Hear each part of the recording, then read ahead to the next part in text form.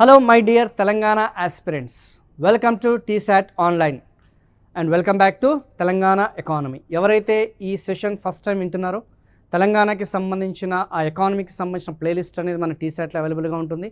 So first నుంచి వినడానికి ప్రయత్నించండి సో దట్ మీకు క్లారిటీ అనేది ఆ సబ్జెక్ట్ మీద ఆ క్లారిటీ అనేది వస్తుంది. సో ఇప్పుడు వచ్చేసి మనం డిస్కస్ చేసుకోబోయేది ఇండస్ట్రియల్ సెక్టార్కి సంబంధించిన ఫిఫ్త్ పార్ట్ ఏదైతే ఉందో దాన్ని మనం కంటిన్యూ చేద్దాం.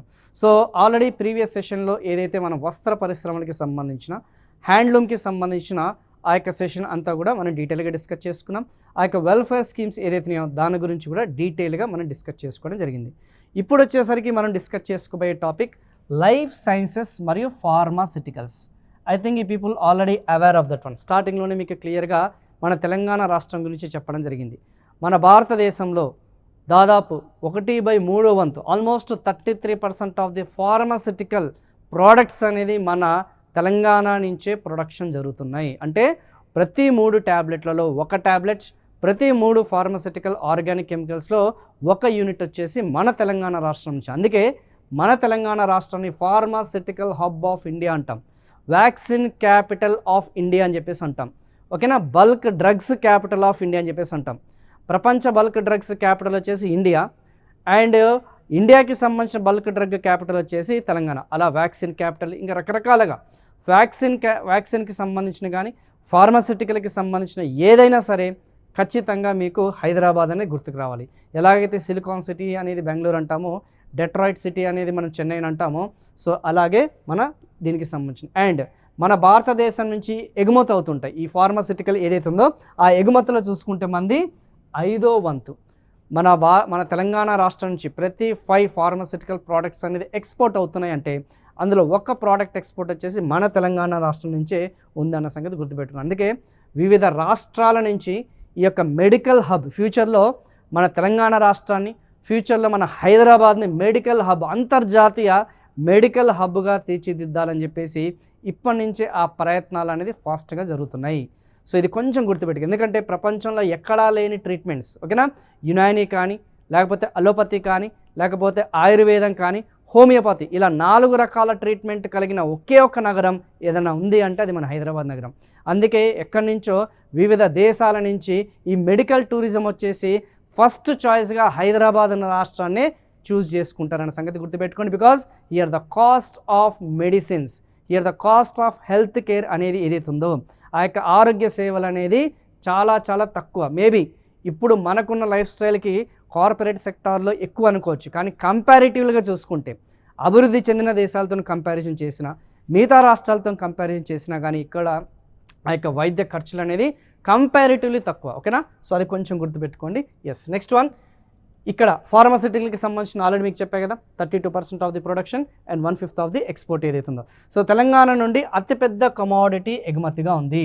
అంటే మన తెలంగాణ రాష్ట్రంలో కమోడిటీ అంటేనేమో వస్తువులు, కమోడిటీ అంటే సరుకులు, ఓకే, విజిబుల్ ఐటమ్స్ ఏదైతున్నాయో, దృశ్య అంశాలు ఏదైతున్నాయో, ఓకేనా.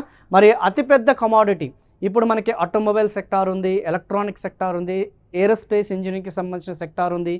ఇలా చాలా రకాల ఏదైతే మనం చెప్పుకున్న గూడ్స్ ఏదైతున్నాయో ఆ యొక్క వస్తువులు ఏదైతున్నాయో అందులో అతిపెద్ద భారతదేశం నుంచి ఎగుమతిదారుడుగా, అతిపెద్ద తెలంగాణ నుంచి ఎగుమతిదారుడుగా ఉన్న ఆ యొక్క సెక్టార్ వచ్చేసి మనకి ఏదుందమ్మా?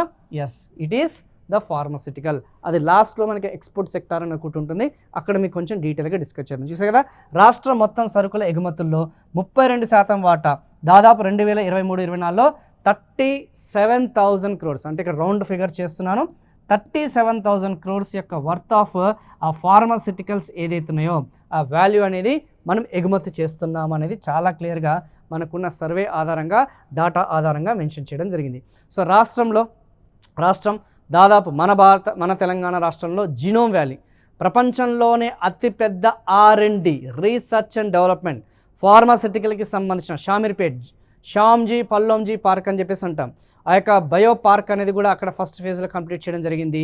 ఆ సెకండ్ ఫేజ్ అనేది ఈ మధ్య కాలంలో రాష్ట్ర ప్రభుత్వం అనేది సెకండ్ ఫేజ్ కంటిన్యూ చేయాలని చెప్పేసి వాళ్ళు నిర్ణయం అనేది తీసుకోవడం జరిగింది.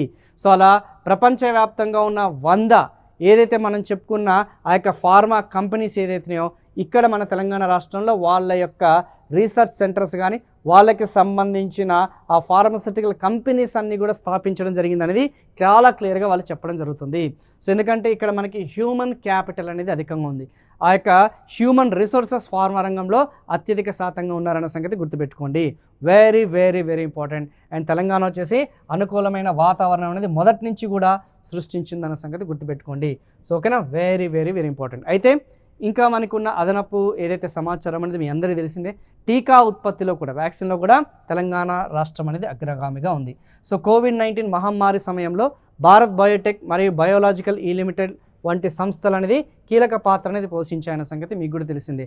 ఈ RT-PCR కిట్స్ ఉంటాయి తెలుసు కదా, ఓకేనా. అంతకుముందు మనకి ఫాస్ట్ ర్యాపిడ్ ఏదైతే టెస్టింగ్ కిట్స్ ఏదైతున్నాయో, ఓకేనా, ఆ ర్యాపిడ్కి సంబంధించిన టెస్ట్ కిట్లు కూడా వీళ్ళ యొక్క సహకారంతోనే మొట్టమొదటిసారిగా మనము దాన్ని ఉత్పత్తి చేశాం. అండ్ మొట్టమొదటి మన భారత వ్యాక్సిన్ ఏదైతే ఉందో అది కూడా మన హైదరాబాద్లోనే టీకా అనేది తయారైంది. ఆల్రెడీ అంతకుముందు నరేంద్ర మోడీ గారు కూడా విజిట్ చేశారు కదా హైదరాబాద్కి. సో మన ఓన్ డొమెస్టిక్ ప్రొడక్షన్ అనేది మనం ఎన్హాన్స్ చేయగలిగాము. ఐ థింక్ ఈ people already aware of that one. So భారతదేశంలో అతిపెద్ద R&D క్లస్టర్ అయిన జీనోమ్ వ్యాలీ ఇంతకుముందే డిస్కస్ చేసుకున్నాం. 200కు పైగా బయోటెక్ కంపెనీలు భారతదేశంలోని 5 ప్రముఖ వ్యాక్సిన్ తయారీదారులో 4 కలిగి ఉన్న వ్యాక్సిన్ క్యాపిటల్ ఆఫ్ ది వరల్డ్గా ట్రాక్ని పొందుతుంది. ఇండియా ప్రపంచంలోనే ప్రముఖ వ్యాక్సిన్ తయారీదారుల్లో 5 ప్రముఖ వ్యాక్సిన్ తయారీదారులో 4 మన యొక్క జీనోమ్ వ్యాలీలోనే వాళ్ళు R&D అనేది స్థాపించడం జరిగింది అనేది క్లియర్గా తెలుస్తుంది. సో అది కాకుండా Indian institute of chemical technology వంటి ప్రతిష్టాత్మక పరిశోధనా సంస్థలు, CCMB లాంటి పరిశోధనా సంస్థలు, నైపర్ లాంటి ఏదైతే రీసెర్చ్ ఇన్స్టిట్యూషన్స్ ఇవన్నీ కూడా మన తెలంగాణ రాష్ట్రంలో స్థాపించబడిన సంగతి గుర్తుపెట్టుకోండి. ఐ థింక్ ఇవన్నీ కూడా ఫ్యాక్ట్స్ అన్ని మీరు ఓన్గానే సరే చదువుకోవచ్చు, that's not an issue. But ఇది మాత్రం కొంచెం చూసుకోండి, ఆ ఫ్యాక్చువల్ డేటా అనేది ఏదైతే ఉందో అది కొంచెం చూసుకోండి. మ్యాక్సిమం ఆ యొక్క డేటా ఆధారంగానే మనకి ఎక్కువగా అడుగుతున్నాడు అన్న సంగతి గుర్తుపెట్టుకోండి. సో ICMR ఆమోదించబడిన RT-PCR కిట్లో ఒకదాన్ని అభివృద్ధి చేసింది మరి హైదరాబాద్లో ఉన్న భారత్ బయోటెక్ ద్వారా మొదటి స్వదేశీ కోవిడ్-19 వ్యాక్సిన్ కూడా అభివృద్ధి చేసింది. ఇది ఆల్రెడీ మీకు చాలా క్లియర్గా ఎక్స్ప్లెయిన్ చేశారు. అది అవుట్డేటెడ్ కాబట్టి నాకు తెలిసినంతవరకు అంతగా అడగకపోవచ్చు. సో నెక్స్ట్ అనేది మనం కంటిన్యూ చేద్దాం. We're going to continue the next one. So biopharma hub, ఇందాక చెప్పే కదా ఫార్మా హబ్ అనేది, బయోఫార్మా హబ్ అనేది జీనోమ్ వ్యాలీలో ఒక కార్నర్ స్టోన్గా, ఒక మూల స్తంభంగా స్థాపించడం జరిగింది. R&D క్లస్టర్ అని చెప్పేసి కూడా మనం చెప్పడం జరుగుతుంది. ఇక్కడ రాష్ట్ర ప్రభుత్వం ప్రముఖ సంస్థ సైటీవా సహకారంతో బయోఫార్మా స్కేల్ అప్ ఫెసిలిటీని స్థాపిస్తుంది. ఇప్పుడున్న ఫెసిలిటీస్ ఏదైతున్నాయో వాటిని ఎన్హాన్స్ చేస్తూ, ఇప్పుడున్న ఇన్ఫ్రాస్ట్రక్చర్ ఏదైతుందో వాటిని పెంచుతూ, ఓకేనా, అదనంగా ఆ యొక్క R&D క్లస్టర్స్ లాంటివి ఏర్పాటు చేయాలి, ఒక ఫార్మా సిటీ లాంటిది ఏర్పాటు చేయాలనే ఉద్దేశంతో అక్కడ ఆ ట్రైనింగ్ ఇన్స్టిట్యూషన్స్ అయినా ఉండొచ్చు, లేకపోతే యూనివర్సిటీస్ అయినా ఉండొచ్చు, లేకపోతే హ్యూమన్ రిసోర్సెస్ డెవలప్మెంట్ అయినా ఉండొచ్చు, ఫార్మాసిటికల్ కంపెనీస్ కానీ ఆ యొక్క రీసెర్చ్ ఇన్స్టిట్యూషన్స్ లాంటి సెకండ్ ఫేజ్ అనేది మేబీ ఒకవేళ ఎగ్జామినేషన్లో అడిగితే మన తెలంగాణ ప్రభుత్వం ఏ కంపెనీతోని బయోఫార్మా హబ్ని అభివృద్ధి పరచాలని చెప్పేసి నిర్ణయం తీసుకుంది అని అడుగుతాడు.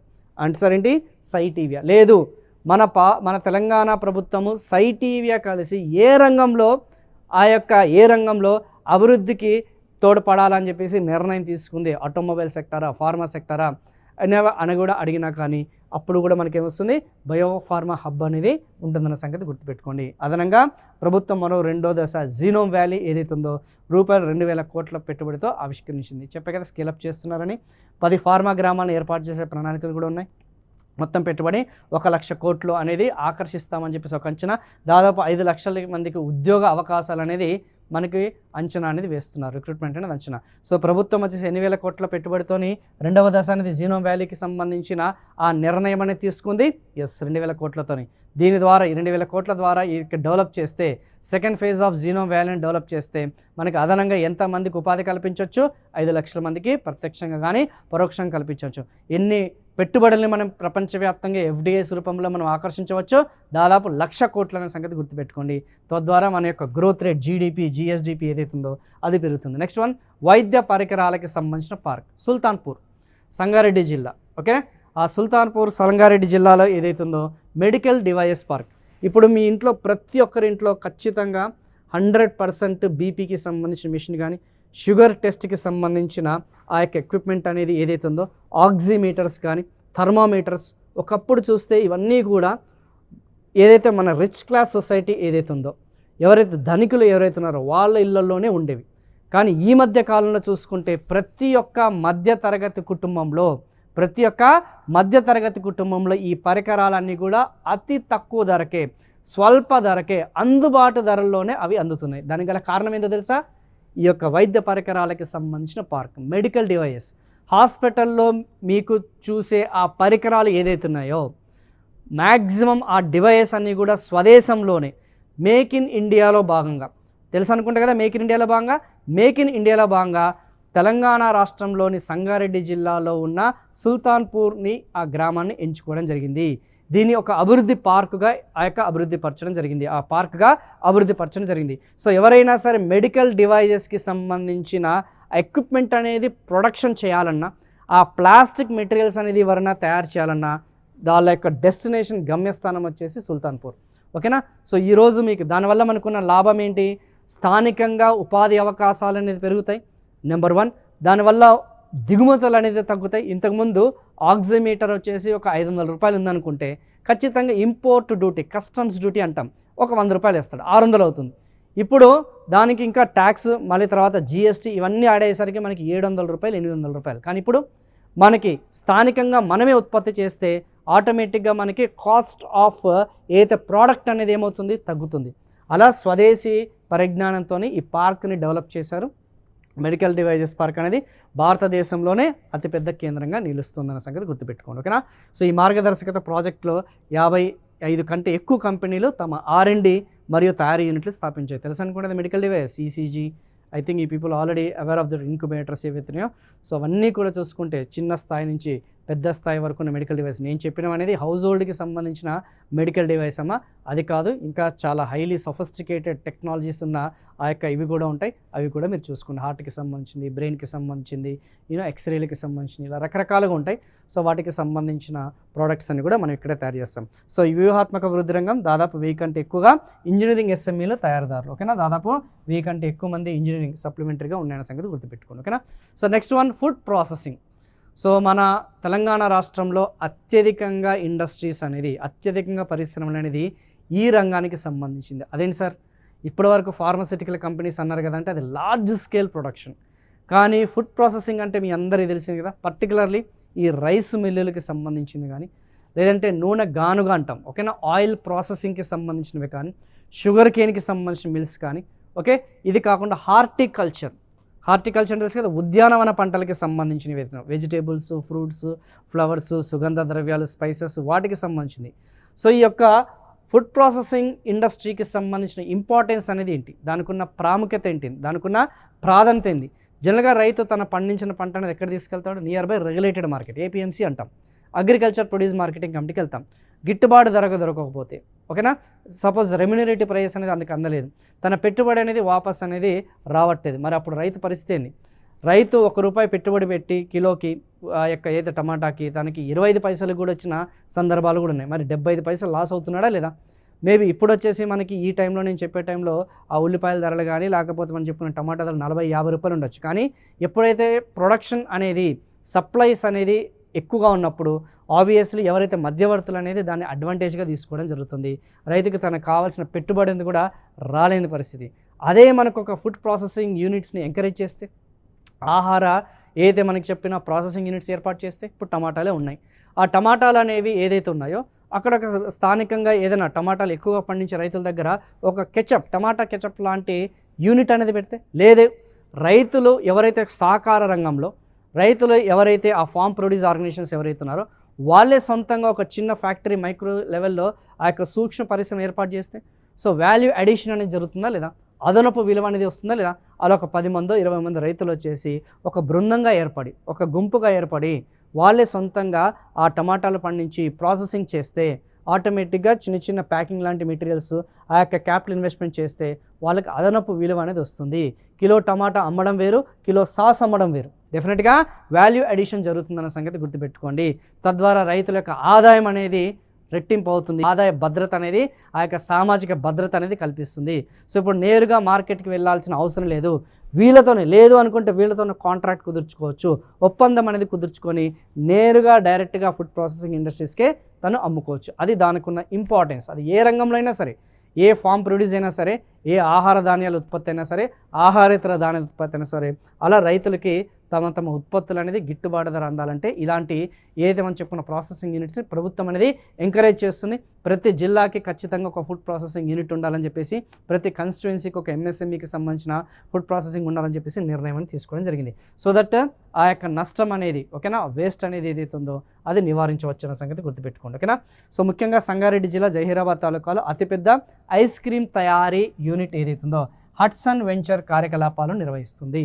హట్సన్ గురించి మీకు ప్రత్యేకంగా చెప్పాల్సిన అవసరం లేదు. ఈ మధ్య టీవీ అడ్వర్టైజ్మెంట్స్లో ఎక్కువనే వస్తున్నాయి.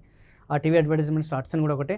సో జహీరాబాద్ ఏదైతే ఉందో తాలూకాలో హట్సన్ వాళ్ళు ఆ యొక్క మిల్క్ ఏదైతే కర్డ్కి సంబంధించిన ప్లాంట్ అనేది, ఐస్ క్రీమ్కి సంబంధించిన ఆ ప్లాంట్ అనేది కూడా అక్కడ ఏర్పాటు చేశారు. ఇవన్నీ కూడా ఫుడ్ ప్రాసెసింగ్, రకరకాల ఫ్లేవర్స్ ఉంటాయి కదా, ఆ ఫ్లేవర్స్ని యూజ్ చేసి సో ఫైనల్గా వాల్యూ అడిషన్ చేస్తున్నారు. తద్వారా స్థానికంగా ఉన్న ఆ యొక్క పాడి రైతులు ఎవరైతే ఉన్నారో ఆ పాడి రైతులు ఎవరైతే ఉన్నారో ఖచ్చితంగా వాళ్ళకి ఆదాయం అనేది రెట్టింపు అనేది వస్తుంది.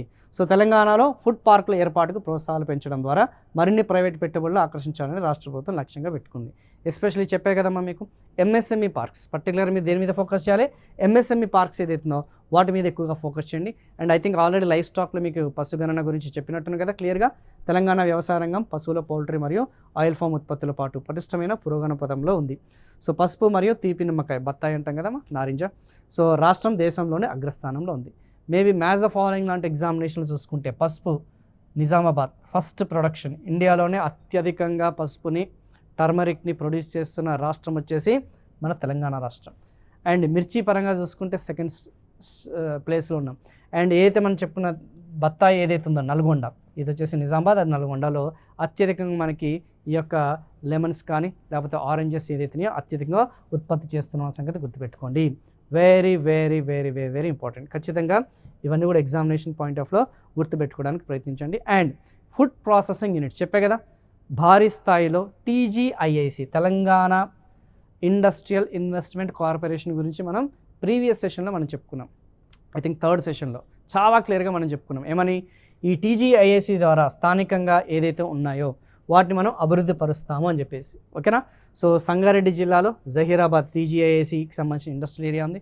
ఎవరైనా సరే ఆసక్తి కల వాళ్ళు, ఇంట్రెస్ట్ ఉన్న పారిశ్రామికవేత్తలు, ఫుడ్ ప్రాసెసింగ్ ఇండస్ట్రీలో ఎవరైతే ఇంట్రెస్ట్ చూపిస్తారో సో స్థానికంగా అక్కడ దొరికే ఆ యొక్క రా మెటీరియల్స్, ఆ ఫుడ్ క్రాప్స్ ఏదైతున్నాయో, ఆ ఫామ్ ప్రొడ్యూస్ ఏదైతుందో దాని ఆధారంగా వాళ్ళు ఫైనల్ ప్రోడక్ట్స్ అనేది తయారు చేసుకోవడం జరుగుతుంది. అలా ఇండస్ట్రియల్ పార్క్ని డెవలప్ చేస్తున్నారు.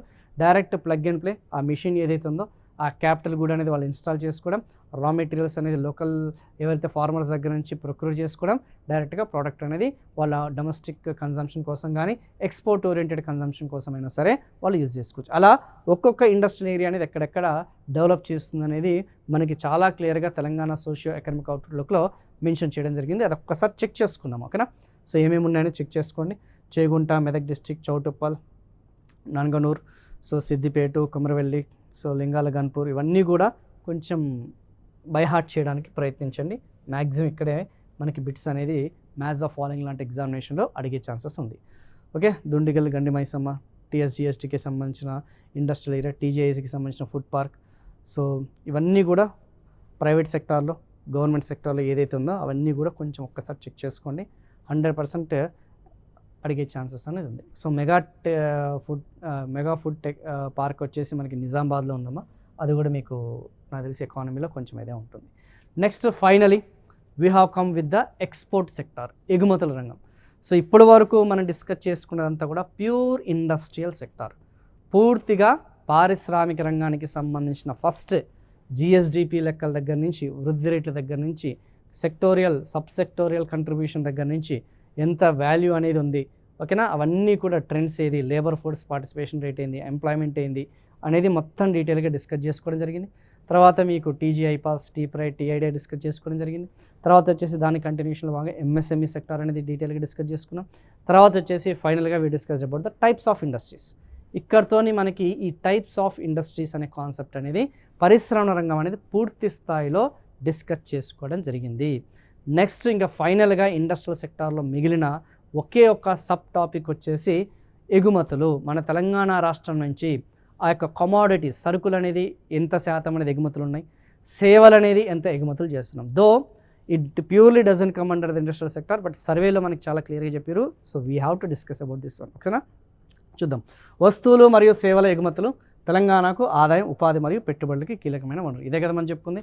సో మనము ఎగుమతుల రంగం యొక్క ప్రాధాన్యత ఏంటంటే మనం డొమెస్టిక్ కన్జంప్షన్ అనేది కోసం మనము ఆ యొక్క ప్రొడక్షన్ అనేది చేస్తే మనకేమవుతుంది, ఆబ్వియస్లీ కిలో బియ్యం వచ్చేసి ఫర్ ఎగ్జాంపుల్ 25 రూపాయలు లేకపోతే 40 రూపాయలు ఉంటుంది.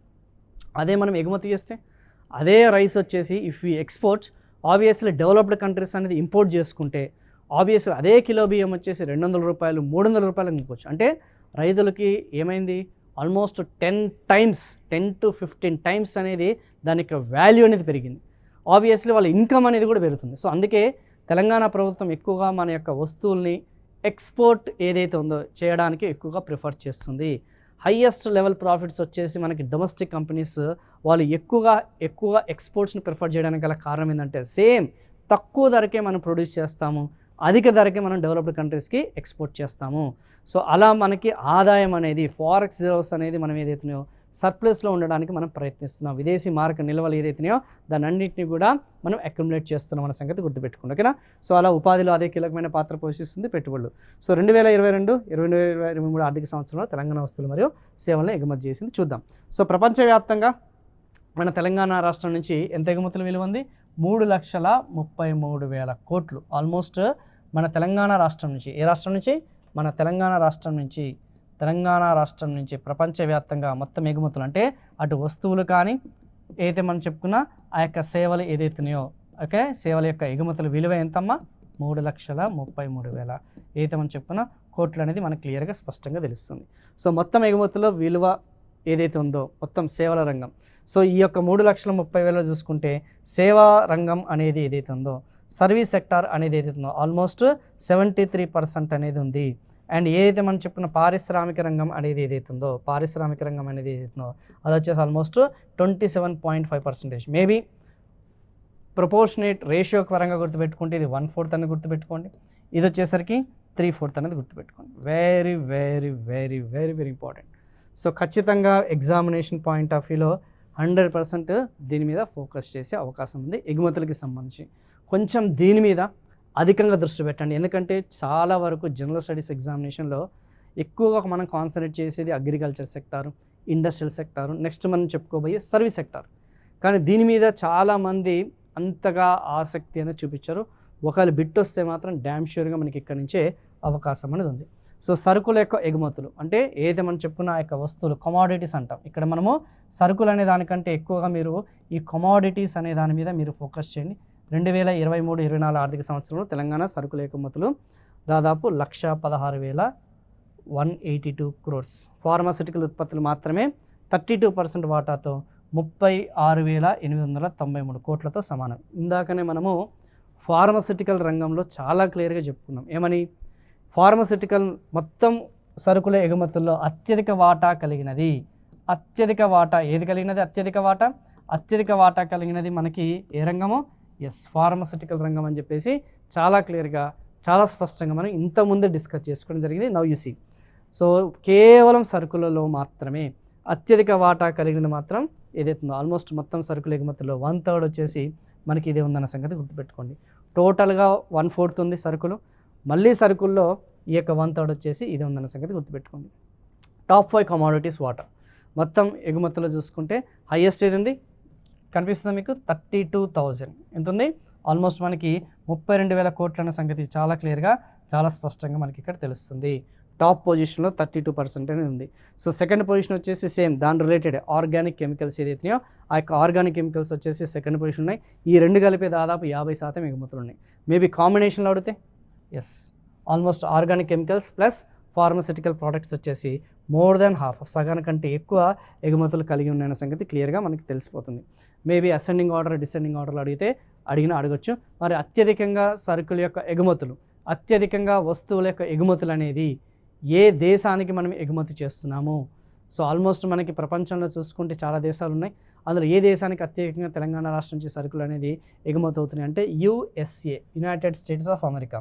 100 ఎక్స్పోర్ట్స్ ఉన్నాయి అంటే మొత్తం టోటల్ ఎక్స్పోర్ట్స్ ఉన్నాయంటే అందులో almost 28% of the exports belongs to USA అనే సంగతి చాలా క్లియర్గా చాలా స్పష్టంగా మనకు తెలుస్తుంది. సో కొంచెం అది గుర్తుపెట్టుకోవడానికి ప్రయత్నించండి, ఓకేనా. టాప్ యూఎస్ఏ, రెండవది వచ్చేసి యూఏఈ, ఎస్పెషలీ ఫుడ్ ప్రోడక్ట్స్ అమ్మ. యూఎస్ఏ కానీ యూఏఈకి కానీ మనం ఎక్కువగా చేసేది ఈ యొక్క యూఏఈకి అయితే పర్టికులర్గా మనకి ఫుడ్ ప్రోడక్ట్స్ అనేది ఎక్కువ చేస్తుంటాం, అండ్ యూఎస్ఏకి వచ్చేసి మనకి ఎక్కువ సాఫ్ట్వేర్ ప్రోడక్ట్స్ అనేది ఎక్కువ చేస్తుంటాం. సో ఇదే ఇప్పటివరకు నేను చెప్పిందంతా కూడా ఈ రూపంలో ఇది మనం పాయింట్స్ రూపంలో మీకు చాలా క్లియర్గా మెన్షన్ చేయడం జరిగింది. So next one, okay, USA అతిపెద్ద మార్కెట్గా ఉద్భవించింది రాష్ట్ర మొత్తం ఎగుమతుల్లో చెప్పా కదా. ఐ థింక్ ఇవన్నీ కూడా మీకు క్లియర్గా ఎక్స్ప్లెయిన్ చేశాను. అండ్ జిల్లాల వారీగా చూసుకుంటే అత్యధికంగా ఏ జిల్లా అనేది ఎగుమతి చేస్తుంది? 2023-2024లో తెలంగాణలోని వివిధ జిల్లాల నుండి ఎగుమతుల దాటా రాష్ట్రానికి 29% వాటాతో రంగారెడ్డి జిల్లా అగ్రగామిగా ఉంది. ఇక్కడ వన్స్ అగైన్ అత్యధికంగా ఎంఎస్ఎంఈలు కలిగినది వచ్చేసి హైదరాబాద్. హైయెస్ట్ ఎంఎస్ఎంఈస్ వచ్చేసింది హైదరాబాద్, గుర్తుందా లేదా? ఎస్. కానీ అత్యధికంగా ఎగుమతులు చేస్తున్న జిల్లా వచ్చేసరికి రంగారెడ్డి జిల్లా. చాలా క్లియర్గా చాలా స్పష్టంగా మనకు తెలుస్తుంది. సో దో ఈ యొక్క నెంబర్ ఆఫ్ ఎంఎస్ఎంఈస్ పరంగా చూసుకుంటే, నెంబర్ ఆఫ్ ఇండస్ట్రీస్ పరంగా చూసుకుంటే తక్కువ ఉన్నా కానీ ఎగుమతి పరంగా చూసుకుంటే మాత్రం, ఎక్స్పోర్ట్స్ పరంగా చూసుకుంటే మాత్రం ఇది హైయెస్ట్ ఉందన్న సంగతి చాలా క్లియర్గా చాలా స్పష్టంగా మనకు తెలుస్తుంది. సో కొంచెం వీటి గురించి మనం ఫోకస్ చేయండి, ఓకేనా. దాదాపు మొత్తం ఎగుమతుల విలువ వచ్చేసి 34,000 కోట్లు. సెకండ్ పొజిషన్ వచ్చేసి మనకి మేడ్చల్ మల్కాజ్గిరి అనేది 2వ స్థానంలో ఉందని చెప్పేసి, తర్వాత వచ్చేసి 3వ స్థానంలో సంగారెడ్డి, హైదరాబాద్ జిల్లా ఏదైతుందో అది ఉన్నాయన్న సంగతి. ఇవన్నీ కూడా కొంచెం ఫ్యాక్చువల్ డేటా అనేది ఏదైతుందో అది మీరు కొంచెం ఫోకస్ చేయడమా ఖచ్చితంగా ఎగ్జామినేషన్లో ఎక్కువగా అడిగే ఛాన్సెస్ అనేది ఉంది. సో ఈ పంపిణీ, ఎస్. నెక్స్ట్ వన్ వచ్చేసి మనకి ఇండస్ట్రియల్ డిస్ట్రిబ్యూషన్ అనేది ఏదైతుందో, పరిశ్రమలకి సంబంధించిన పంపిణీ అనేది అత్యధికంగా ఎక్కడ ఏ ప్రాంతంలో కేంద్రీకృతమైనవి అది కూడా మీకు చాలా చాలా ఇంపార్టెంట్. ఆల్రెడీ మీకు చెప్పిన హైదరాబాద్, రంగారెడ్డి, మేడ్చల్, ఏదైతే మనం చెప్పిన నల్గొండ పరిసర ప్రాంతాల్లోనే అత్యధికంగా పారిశ్రామీకరణ జరిగిందన్న సంగతి గుర్తుపెట్టుకోండి. సో అక్కడి నుంచి మనకి రెవెన్యూ జనరేషన్ అనేది అధికంగా ఉందన్న సంగతి గుర్తుపెట్టుకోండి. అక్కడి నుంచే మనకి ఎక్కువగా అధిక స్థాయిలో మనకి ఎంప్లాయ్మెంట్ జనరేషన్ అనేది ఉందన్న సంగతి గుర్తుపెట్టుకోండి. ఎక్కువగా వివిధ జిల్లాల నుంచి ఎక్కువగా మైగ్రేషన్ అనేది ఈ ప్రాంతాలకి ఇన్ మైగ్రేషన్ అంటాం. ఆ ఇన్ మైగ్రేషన్ హైయెస్ట్ వచ్చేసి ఈ యొక్క జిల్లాలకే పరిమితమైందన్న సంగతి గుర్తుపెట్టుకోండి. మిగతాదంతా అంటే పారిశ్రామిక వికేంద్రీకరణ అనేది జరగలేదు, పారిశ్రామిక కేంద్రీకరణ అనేది జరిగింది. సెంట్రలైజేషన్ టెండెన్సీస్ అనేది ఉన్నాయి. సో రాష్ట్రంగా సమతుల్యత అభివృద్ధి అనేది ఇన్ని రోజులు విస్మరించడం జరిగింది. కేవలం కొన్ని ప్రాంతాలకే అభివృద్ధి అనేది మనకి క్లియర్గా కేంద్రీకృతమైన సంగతి ఈ లెక్కల ద్వారా మనకి తెలుస్తుంది. సో మ్యాక్సిమం ఇండస్ట్రియల్ సెక్టార్కి సంబంధించిన ఇన్ఫర్మేషన్ అంతా మీకు ఇచ్చేసిన. సో నెక్స్ట్ మనము ఇంకా డైరెక్ట్గా సర్వీస్ సెక్టార్, సేవా రంగానికి సంబంధించిన ఆ యొక్క ఏదైతే ఉందో దాన్ని మనం కంటిన్యూ చేద్దాం. ఇక్కడతోని ఈ యొక్క పారిశ్రామిక రంగం అనేది ఏదైతుందో ఫుల్ ఫ్లెడ్జ్డ్గా సెషన్ అనేది క్లోజ్ చేస్తున్నాను. అండ్ ఎవరైతే ఫస్ట్ టైం ఈ సెషన్ ఎవరైతే వింటున్నారో ఖచ్చితంగా మీరు ఎకానమీ, తెలంగాణ ఎకానమీ ప్లేలిస్ట్లోకి వెళ్ళండి. ఆ ప్లేలిస్ట్లో మొదటి నుంచి మనకి లెసన్స్ అనేది వినడానికి ప్రయత్నించండి. సో దట్ ఆ టైం లైన్ అనేది మెయింటైన్ చేయండి. సో మనకి ఒక ఆర్డర్ ప్రకారం అనేది క్లాసెస్ అన్నీ కూడా అప్లోడ్ చేయడం జరుగుతుంది. వీలుంటే ఈ క్లాస్ షేర్, సబ్స్క్రైబ్ చేసి మిగతా వాళ్ళకు కూడా ఫార్వర్డ్ చేయండి. Thank you so much.